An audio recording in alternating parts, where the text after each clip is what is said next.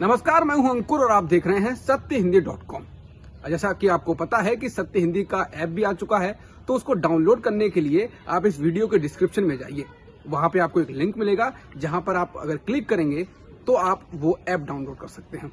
अब एक नजर डाल लेते हैं अब तक की खबरों पर। सेंट्रल विस्टा प्रोजेक्ट पर मोदी सरकार को सुप्रीम कोर्ट से बड़ी राहत मिली है। सुप्रीम कोर्ट ने सेंट्रल विस्टा प्रोजेक्ट को हरी झंडी दे दी है। सुप्रीम कोर्ट ने कहा है कि नई संसद को बनाने के लिए पर्यावरण को लेकर और बाकी अनुमतियों में कोई खामी नहीं है। बता दें, इस प्रोजेक्ट के खिलाफ सुप्रीम कोर्ट में कई याचिकाएं दायर की गई थी, जिनमें लुटियंस जोन में निर्माण का विरोध करते हुए कई तरह के नियमों के उल्लंघन के आरोप भी लगाए गए थे। इन आरोपों में चेंज ऑफ लैंड यूज और पर्यावरण संबंधी चिंताएं भी शामिल थीं। मोदी सरकार ने यह तय कर लिया है कि वह किसान आंदोलन के दबाव में नहीं आएगी और किसी भी हाल में तीनों कृषि कानूनों को वापस नहीं लेगी। सरकार की तरफ से अब ये बात साफ शब्दों में कह दी गई है। सोमवार को किसान और सरकार के बीच बातचीत के दौरान कृषि मंत्री नरेंद्र तोमर ने कहा कि कृषि कानून वापस नहीं होंगे और किसान सुप्रीम कोर्ट का दरवाजा खटखटाने के लिए आज़ाद हैं। किसान मजदूर संघर्ष समिति के अध्यक्ष सरवन सिंह पंधेर ने कहा, नरेंद्र तोमर ने हमें साफ कह दिया है कि कानून रद्द नहीं किए जाएंगे। उन्होंने हमें यहाँ तक कह दिया कि हम चाहें तो इन कानूनों को रद्द कराने के लिए सुप्रीम कोर्ट में याचिका दायर कर दें। कृषि कानूनों को लेकर सोमवार को हुई 7वें दौर की वार्ता भी बेनतीजा निकली, जिसके बाद अगली वार्ता 8 जनवरी को रखी गई है। किसानों का कहना है कि जब तक कानून वापस नहीं होंगे, घर वापसी नहीं होगी।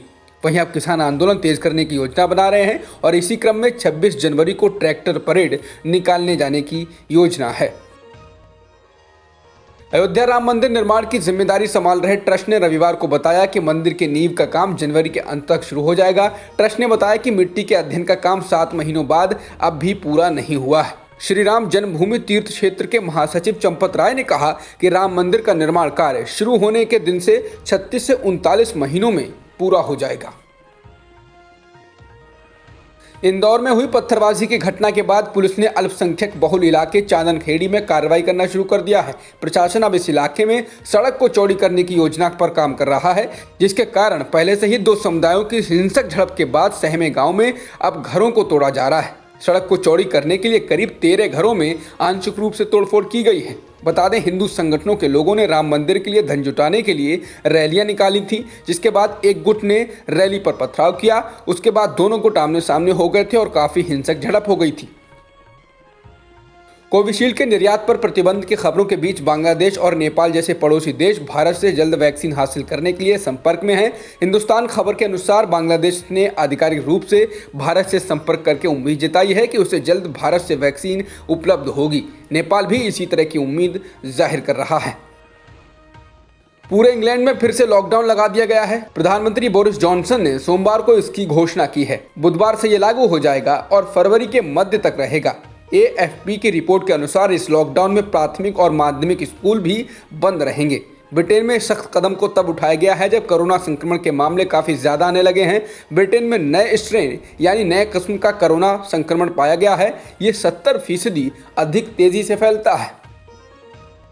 भारत में एक दिन में कोरोना संक्रमण के 16,375 नए मामले दर्ज किए गए हैं और 201 लोगों की मौत भी हुई है, जिसके बाद देश में कुल संक्रमितों का आंकड़ा 1,03,56,000 के पार हो गया है और मृतकों की संख्या 1,49,850 हो गई है। फिलहाल एक्टिव मामले 2,31,000 से अधिक हैं।